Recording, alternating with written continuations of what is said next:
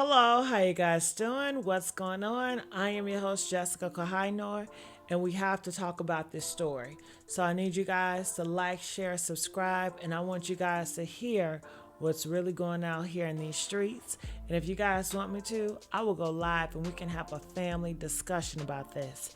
Make sure you guys comment, like, share, and subscribe. Check this video out. Hey y'all, so I just want to share my thoughts on D'Angelo's funeral that was held over the weekend, this past weekend. And from my understanding, the family wanted to be private because of him being a private person.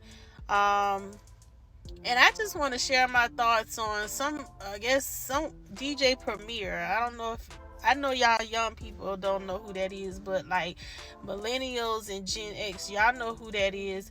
Well, he is not pleased with some of the people that did attend the funeral, and I guess whoever, you always know that somebody knows somebody that knows somebody. They posted pictures and posted the obituary, and he was not happy about that because of the family's request. I'ma just say this. I'ma look at it both ways. Okay, you gotta realize D'Angelo had fans, and the fans, I'm one of them. I guess, wanted to know how is he gonna be celebrated. Okay, just being out of curiosity. Number two, you gotta respect the family. If this is their wishes of privacy, you gotta respect it. Don't be posting stuff and posting the. You don't know how that affects, especially his children. And I just want to put that out there because it's been kind of like, even though it's good to see that people did show up to pay their respects, but at the same time, you're going against their wishes, their requests. I don't know. Let me know y'all thoughts in the comments, how y'all feel about it, because he was such a gift to music. And I'm hoping at some point down the line they'll do a celebration of his music, because a lot of your faves mimic him, if you know what I'm saying. So just let me know in the comments how y'all feel about it. Like DJ Premier, like I said, he was not pleased with people posting the obituary and all of the things from the funeral this past weekend. But that's all I want to share on that. And yeah, D'Angelo did not pass away in silence. He left a message that shook the world. Love you all, and we'll see you very soon. It sounded like an innocuous farewell, but only upon his passing did people understand.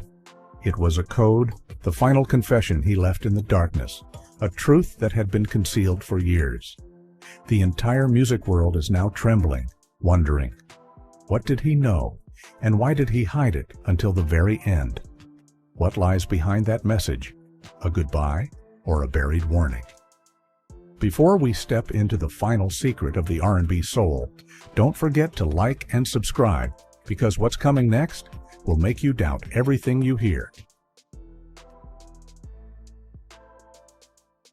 No one thought the Philadelphia show, a night that should have been ablaze with D'Angelo's wild soul, funk, and notes, would vanish in silence with just a single, brief announcement. An unforeseen medical delay following surgery. A cold, concise, and utterly efficient sentence. But behind it lay a vast blurry gray area that people relentlessly sought to illuminate. Fans were stunned, the media paused. D'Angelo, the man who once turned silence into art, who transformed darkness into a different kind of light, suddenly went silent in the literal sense. He left the world a final message, which seemed like a fleeting embrace in the middle of an unfinished journey. I'm in the lab and can't wait to serve up what's in the pot. Love you all, and we'll see you very soon. At first glance, it was just a gentle promise, but those who understood him, who understood the way D'Angelo lived, loved, and created, felt that something was profoundly wrong. In the lab wasn't just a studio, it was his sanctuary, where he healed, where he conversed with himself. And this time, people weren't sure he would truly see you very soon. In his final years, D'Angelo rarely appeared in public. Not because he was lazy, but because every time he stepped on stage, he had to confront the persona the world had assigned him. R&B Jesus, the naked dude, the one who brought Marvin Gaye's soul back. They praised him, worshipped him, and then imprisoned him within the very image they created. In an old interview, his manager once said, "He didn't want to be worshipped, he just wanted to be heard. He simply wanted to be listened to, not gazed upon." After Voodoo, D'Angelo vanished from the spotlight. An entire generation thought he had retired forever. But in 2014, he returned with Black Messiah, an album that was more than music. It was a manifesto on identity, freedom, and the pain of those who shared his skin color. Some said he didn't write music, he wrote history with melody. But precisely because of that, every time D'Angelo spoke, people expected some kind of salvation. And when he fell silent, that expectation turned into a storm. In May 2025, when the cancellation notice was posted on the event's Instagram, everything went still. No warning, no elaborate apology. Just a few lines, but every word felt like a stake through the heart of the reader. Fans began searching for clues. Unforeseen medical delay, a phrase that sent chills down everyone's spine. Close sources only said he was recovering from surgery and that it wasn't serious. But those who had worked with D'Angelo knew that he hated hospitals and the smell of medicine. If he had to go under the knife, things must have been far from simple. A sound engineer who collaborated with him in the Richmond studio recounted, "He didn't talk much, just quietly played the guitar, eyes closed. Once I asked if he was okay, he just replied, 'Music's the only thing that keeps me breathing.'" That anecdote was never confirmed, but anyone who heard it could sense the truth in every word. D'Angelo always chose music to say what he couldn't with words. That was his way of fighting, a silent yet fierce kind of battle. And this time, perhaps he knew the storm was coming. There is one thing few noticed. In his final message, he wrote, "Serve up what's in the pot." That phrasing was no accident. The pot, to D'Angelo, was the symbol of creation, where he cooked his ideas, emotions, and soul into music. Close friends revealed that in the preceding months, he spent all his time in the studio, recording dozens of unheard drafts. Not easy listening pop songs, but tracks imbued with gospel and jazz, sometimes just the sound of his breath, a slightly out-of-tune string, or the creaking of a wooden chair in the night. He told an old friend that he was cooking something real this time. But then he went silent. No one knew what was in the pot. No one knew if he had enough time to finish it. That statement became an enigma, a mystery that would haunt millions of fans later on. Amidst the storm of rumors, those who had worked alongside D'Angelo remained silent. They knew he didn't want anyone's pity. To him, weakness had no place in the world of soul, a world born of pain, but which never bowed to it. In his early career, he was called the one with an old soul in a new body. He once said, "I'm just a product of the church, of black people who believe in miracles even if they never see them." That quote now sounds both poignant and prophetic. In Richmond, people still speak of the young Michael Archer, the son of a preacher, sitting at the church organ at age 7. That boy never thought the music would take him out of that place, which was both a home and a wound. He only knew that every time he played, the world around him stopped. And now, as he departed, that world went silent once more. A few close friends revealed he still sent texts, still said he'd be back soon. But only a handful knew that his time was rapidly shortening. It was no longer about the stage, but the internal battle, a battle he never wanted anyone to witness. A technician from the Roots picnic tearfully recounted that they had prepared everything for the show. "We thought he would come, even if just to say a few words. But there was no one. only the sound of rain falling on the empty stage. That image spread across the internet, a symbol of silence, the kind of silence only those who truly loved D'Angelo understood. He didn't need many words. A single sentence from him could contain an entire world. Just as he once sang in Untitled How Does It Feel? It wasn't the melody, but the space between the notes that brought people to tears. Similarly, this time, it was the void in his final message that fueled endless speculation. D'Angelo never truly belonged to this time. He lived like a soul lost between two centuries, half a bearer of the past, half a fugitive from the future. And perhaps that's why his final message sounds like an echo from another place. Not a goodbye, but a communication. As if he knew that, after all was said and done, his music would speak for him. Music written with pain, with faith, and with silence. Some say D'Angelo wasn't afraid of the end. He was only afraid he wouldn't get to tell the truth in time. The truth that they, the powers, the prejudices, the overly bright lights, had tried to conceal. But he did speak it in his own way, through his guitar, through his gaze, and through that final message. Love you all and we'll see you very soon. It echoes like an unfinished song, but within it lies everything. The pain, the gratitude, and a promise that was never fulfilled. He used to call that place the lab, as if it were a parallel world, completely separated from the rest of his life. People thought it was just a metaphor, but for D'Angelo, the lab was truly a tangible place. A small room, walls covered in gray acoustic foam, dim lighting, and the smell of guitar strings mixed with damp wood. No sign, no logo, no camera. Only him, the Rhodes piano, and unreleased tapes no one had ever heard. Relatives recounted that in his final months, he barely stepped out of there. Every evening, the yellow light in that small room would turn on, the only light cast from the house located in a quiet Richmond neighborhood.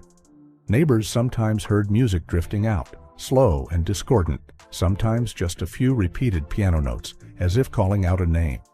A young boy living nearby recounted at the memorial. The sound would flare up, then fade away, like someone was trying to grasp something but couldn't. The sound engineer who worked with him said that D'Angelo was no longer searching for the perfect sound. He was only looking for something real, something with breath, with a heartbeat. He wasn't just making music. He was making peace with something. That statement sounded ordinary, but everyone understood that something was more than just music. He was trying to reconcile with himself, with everything that had once broken him. Among the recorded files, some had no lyrics. Others were just the sound of him tapping a rhythm on the piano top. A few crew members recounted that he started using old instruments from the brown sugar era, scratched guitars, broken strings, old crackling mics, as if he wanted to rewind time to touch the initial moment where music hadn't been commercialized, where he was still free. He no longer paid attention to the arrangement, only focusing on emotion, on every breath. Once, when asked if he was recording a new album, he just smiled faintly. "I don't know. Maybe I'm just recording myself." The phrase, "in the lab," in his final message, therefore, carries a meaning greater than anyone had ever imagined. It wasn't just a room. It was a state, a place where D'Angelo self-confined himself amidst sounds, amidst unanswerable questions. An anonymous producer recounted that he often worked until morning, barely speaking, only occasionally letting out a phrase, "It's not about perfection, it's about confession." Experts suggested that during that period, D'Angelo seemed to be undertaking a voodoo too, a second spiritual journey, but darker and more subdued. The melodies were described as smoky, heavy as if his soul was dissolving with every note. A sound technician mentioned that he often paused mid-song, staying silent for a long time before continuing to sing. Sometimes he would weep, not from any specific sadness, but because every sound feels like it's stripping me bare. A close friend from the Soulquarians collective once said at the memorial, "He wasn't afraid of the end. He was only afraid he hadn't said everything." Those who understood D'Angelo knew he carried an endless contradiction. Between light and dark, fame and freedom, the man and the symbol people built for him. He once said, half-jokingly, "They call me a genius, but they don't know how much I had to lose to become a genius." That's why, in his final months, the lab became the only place he felt safe. There, no one mentioned Grammy Awards, no one called him R&B Jesus, no one asked about old scandals or past glory. There, all he had left was music, the only thing that never betrayed him. An old friend said that sometimes he would turn off all the lights, letting only the glow from the recording screen reflect on his face, his hoarse voice rising in the darkness. He wasn't just recording, he was praying. Rumor has it that D'Angelo had chosen the name for his final album as Ascension. The name was never officially confirmed, but many believed it to be true, because in a leaked recording later, one could hear him whisper, "One day I'll rise above all this noise." That brief, ambiguous statement sent a chill through his fans, as if he knew what he was leaving behind wasn't just music, but a spiritual will. Some suggested Ascension might have been the project he used to say goodbye, not to the public, but to the person he used to be. In a few notes found in the studio, there was the scrawled message, "Soul never dies, it just changes form." No one knew when he wrote it, but the line appeared exactly where he sat, singing his final songs. As time passed, his health weakened, but he was resolute about working. Friends advised him to rest. He shook his head. "If I stop, I will disappear." He had a habit of recording with old reel-to-reel machines, and when the sound came out with slight static, he would just smile. That's the sound of truth. Once during a recording, the microphone failed mid-session, and he said, "Just leave it. Everything beautiful has cracks." Everyone who witnessed it recounted that the atmosphere in the lab at that time was so dense it was almost suffocating. Some nights he would sit silent for hours before playing the first note. Some nights he would cry, singing and laughing simultaneously, as if all the memories of his life came rushing back. A crew member whispered, "I've never heard anyone sing like that, not for release, but as if he was sending it to someone else, somewhere else." And when people re-listened to those recordings, there was something trembling, imperfect, but so real it clutched at the heart. He was no longer trying to prove he was a genius, no longer striving to fit any genre. He was simply being honest. An honesty so raw it evoked pain in others. The press at the time had no idea. To them, D'Angelo was just an artist who canceled a show, currently resting. But in that small Richmond studio, he was writing the final notes of his journey. Everyone said he was strangely calm, no panic, no fear, just focused on the music. He once told the engineer, "If I'm no longer here, let the music speak for me." That statement was initially understood as a joke, but later, when it was all too late, people realized it was true. When the final recording ended, he quietly turned off the equipment, removed his headphones, and stepped out onto the porch. The sky that day was starless. A neighbor saw him sitting on the steps for a long time, still holding a cold cup of coffee. He looked up at the empty space, then smiled, a rare and surprisingly peaceful smile. From then on, the lab went silent. That room now only holds the scent of old instruments and unreleased tapes. But everyone who has stepped inside says they can still feel him there, not as an artist, but as a soul that hadn't finished its journey. And so people began to call that place by another name, the Room of Truth. Because within those four walls, D'Angelo didn't just create music, he left the truth he spent his life trying to conceal. The news spread like a cold wind sweeping through the already fragile world of soul music. D'Angelo, the icon of neo-soul, the man who could make audiences weep with just a breath into the microphone, had departed at the age of 51. No lengthy announcement, no public final words. His family simply wrote, "Following a private and courageous battle with illness." That was all. But those words were enough to make the hearts of millions constrict. What stunned everyone wasn't just the loss, but the silence. No one knew he was ill. No one saw him weaken. On his last stage appearance, he was still the man standing in the dim light, guitar in hand, gently tilting his head as he sang. Not a single sign, not a word of warning.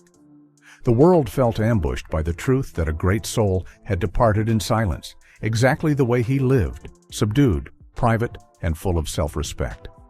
The media scrambled. They dug through every line, every snippet of old interviews to find a clue, as if there had been some signal in the past that they had missed. But D'Angelo never revealed anything. He once said in a brief conversation with Rolling Stone, "I don't want anyone's pity. I just want to be understood." And now, when people reread that quote, it felt like a message before his departure, clear, resolute, and heartbreaking. His closest friends recounted that he had instructed, "If I'm no longer here, let the music speak the goodbye." And true to his wishes, everything at the ceremony was music, the songs he had written, sung, and wept with. No one delivered a eulogy, only the sound of music, as if he were still there, leading them one last time. An old friend, a bass player who toured with him during the Voodoo era, recalled, "He didn't want people to see him weak. Every time I asked, 'You okay?' he would just smile. 'Don't worry about me, worry about the music.'" People understood that D'Angelo never sought sympathy. He chose to maintain his pride, the very thing that made him who he was. And now, when the world learned the truth about his years-long illness, people could only bow their heads, not out of pity, but out of respect. His passing came at the most difficult time, just a few months after the tragic accident that took Angie Stone, his former partner, who had shared both music and life with him. Although they had separated long ago, an unbreakable thread remained between them. They shared a language, music, and a living proof, their son, Michael Archer Jr. When news of Angie's death broke, D'Angelo was said to have wept in the studio, remaining silent for hours. A relative recounted that he uttered only one sentence: "She was my beginning." Angie's death was like a new crack in his heart, and not long after, that heart stopped singing. Some called it a coincidence, others destiny. Whatever it was, everyone knew that when Angie left, a part of D'Angelo went with her. And when he passed, the two seemed to meet again somewhere else, where there was no spotlight, only music. And in that grief, people began to look back. Looking back at how a black man, born from the church, dared to stand amidst a world of bright white lights to sing about pain, vulnerability, love, and faith. D'Angelo was more than a singer. He was a reminder that the human soul can still resonate in this cold world. In his final days, when everything seemed to fall silent, his story spoke more loudly than ever. He had refused countless interview requests, major television shows, million-dollar contracts, all just to hold on to the smallest thing: the truth. Relatives said his greatest fear was being misunderstood, being turned into an empty symbol. He once said, "I don't want to become an image. I want to become a sound." And now that he is gone, that sound still echoes, not on the charts, but in the hearts of all who heard him, who were moved, who felt saved by his music. People began to revisit the final words he left behind, the seemingly harmless announcement, just a few short sentences, but after his passing, every word resonated like a code. "Love you all, and we'll see you very soon." Rereading it, no one saw it as a normal appointment anymore. It seemed like a signal, a message the whole world had missed. The phrase, "see you very soon," felt electrified, sparking endless debate among fans and experts. Did he know? Or was it just a strange coincidence? When an artist passes, people often search for their final message. But with D'Angelo, everything was different. He was already a man of few words, choosing silence over explanation. Therefore, when those lines were written, the silence behind them became more terrifying than ever. A longtime fan wrote online, "Now I understand. See you very soon wasn't a promise to meet again, but the goodbye he couldn't bring himself to say. And that quote spread so quickly, it became the mantra at his memorials. Not long after, an article in Rolling Stone quoted a former member of the Soulquarians who worked with D'Angelo during his peak, whispering, "He knew his time was short, but he didn't want the world to see him fade." This statement added fuel to the fire because it revealed something the audience never knew, that he was well aware of his limited time, but still chose to hide it, choosing to be remembered by his light, not by his fading days. Close confidants affirmed that he hated pity. He once said, "If I have to go, I want to go like a perfect final note, not drawn out, not broken." Thus, his secrecy about his illness became a deliberate act, a way to protect his image and legacy. But that very choice made everything mysterious, prompting people to dig into every small detail, every word, every sound in his final recordings. Rumors began to surface in the music community that D'Angelo had left a hidden message in his unreleased tracks. Some believed he had encoded his ideas and anxieties through sound, as if he knew music would last longer than words. The unpublished recordings consequently became the most sought-after items during that time. Fans established forums trying to analyze every melody, every leaked lyric, hoping to find a clue. A Billboard critic wrote, "If there is any artist who could truly hide a message in his music, it is D'Angelo." Throughout his career, he never said anything directly. Every lyric, every solo was like a layer of meaning, forcing listeners to feel it with their soul, not just their ears. And now, those who had listened to him for 3 decades suddenly felt they were listening for the first time, with a vague fear that in every drumbeat, every one of his breaths, something they failed to understand might be hidden. What made the story even more enigmatic was the media being blocked from accessing his actual medical information. All that was announced was unforeseen surgery, a phrase so vague it was almost empty. Some newspapers tried to inquire further, but his family and team refused to comment. That silence only intensified public curiosity.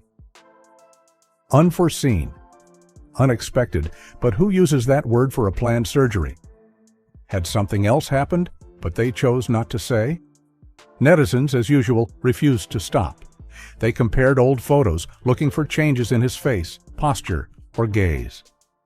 Every wrinkle, every silence on his social media was scrutinized.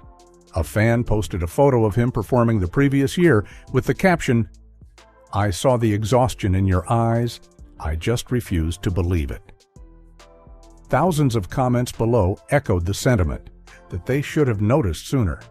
However, while fans immersed themselves in theories, those who were truly close to him maintained a different attitude. A close friend, who wished to remain anonymous, shared with Vulture, "He didn't want his ending to be a tragedy. He wanted people to remember him as someone who lived fully, not someone who died." And indeed, anyone who knew D'Angelo understood that was exactly what he would do: keep the truth to himself, so the world only saw the light. From the perspective of industry insiders, D'Angelo was always an artist of control, from melody, lighting, to even silence. He knew how to make the audience stop and listen with voids, not sound. Therefore, as the world tried to find the answer in what he wrote, the real answer might lie in what he didn't say. That silence now sounds like the final echo of a soul that was once too brightly exposed, and now only sought peace. A producer who worked with him recounted that D'Angelo once said a strange thing: "If I disappear, don't look for me in the news. Look for me in the music I left behind." At the time, everyone thought he was joking, but now that quote suddenly became the key. Because those who entered Eve the Lab, where he spent his final months, confirmed that there are many unreleased recordings. Perhaps within them lies his true goodbye. The truth, whatever it may be, remains in the blur. No one knows exactly what D'Angelo went through in his final days. No one knows what the surgery truly was and why it was unforeseen. The family remained silent. The record label offered no further details. Only the fans, who loved him with their youth, patiently search. To them, "See you very soon" is not just a past promise, but a belief that one day they will hear him again through the unreleased sounds, through the truth he once said he would leave behind. When D'Angelo wrote, "Love you all and will see you very soon," perhaps he truly believed he would meet them again, not in this world, but in every note that played whenever someone remembered him. And if there is indeed a hidden message, perhaps it has already been sent through the songs that still lie dormant in his studio, waiting to be heard, waiting for the world to be still enough to understand. He was once called by a name that any artist would be both proud of and terrified by: R&B Jesus.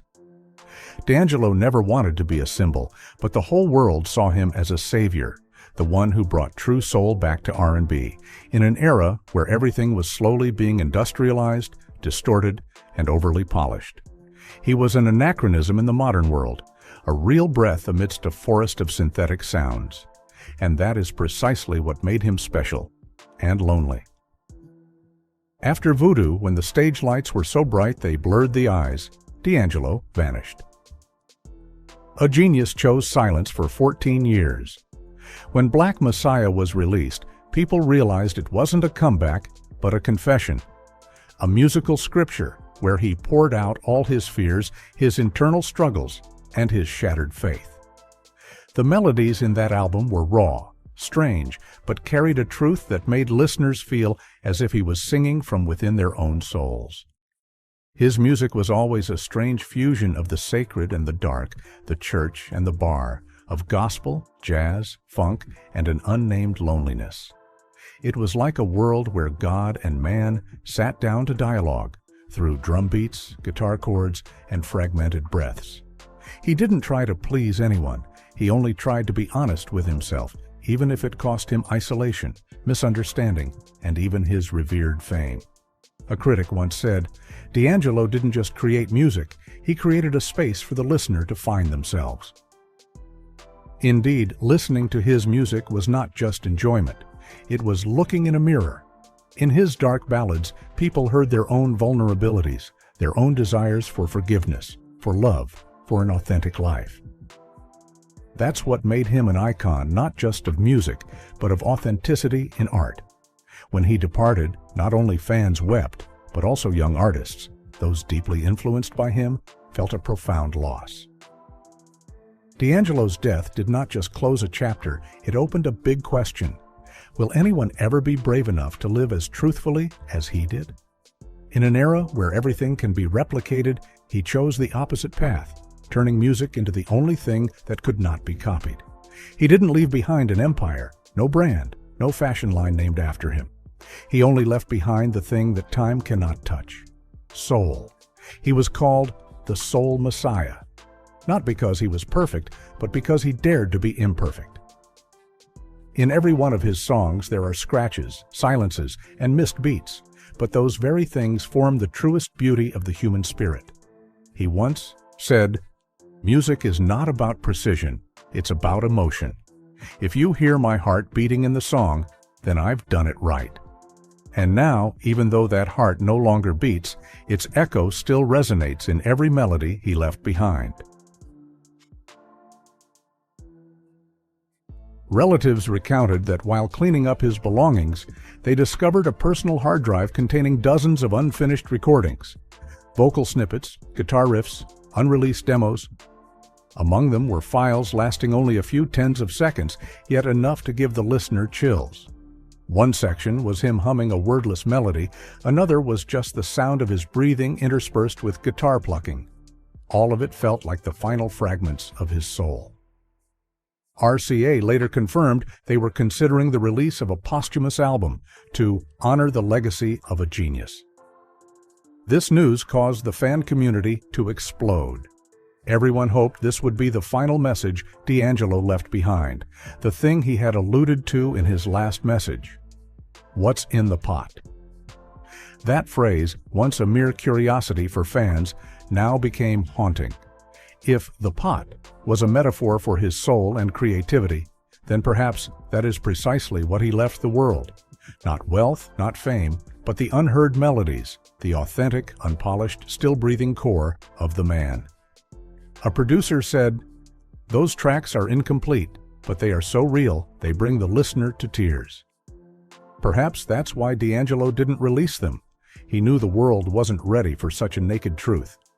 Many music experts believe that if this album is released, it will not just be a memento, but an extension of the spiritual journey D'Angelo left behind. An unfinished chapter, yet necessary to conclude a legend. Just as he once said, "Music never dies, it just changes form." Now people wait, not just to hear, but to understand. To understand what's in the pot, to understand what he meant when he wrote those final lines. Was it a confession, the unfinished symphony of a restless soul? Or simply love? Love for music, for people, for those who still believe in genuine beauty in this artificial world. Whatever the answer, one thing is undeniable. D'Angelo did not leave in silence. He left behind a symphony of truth, a truth that resonates eternally in the hearts of listeners, transcending both time and human limitations. And when that music plays, people no longer feel pain, they only feel gratitude for having lived in the era of D'Angelo. D'Angelo has departed, but his soul still echoes in every soul rhythm, every silence that brings people to tears. He didn't need fanfare, he didn't need a final farewell. He only left one message, enough to make the world pause and reflect. Love you all, and we'll see you very soon. Perhaps he never truly left. He only transformed into sound, into emotion, into the most authentic thing music has ever held, the life of the soul. And if you still hear his voice in a melody in the dead of night, perhaps that is his way of saying, "I'm still here." If this story touched you, please leave a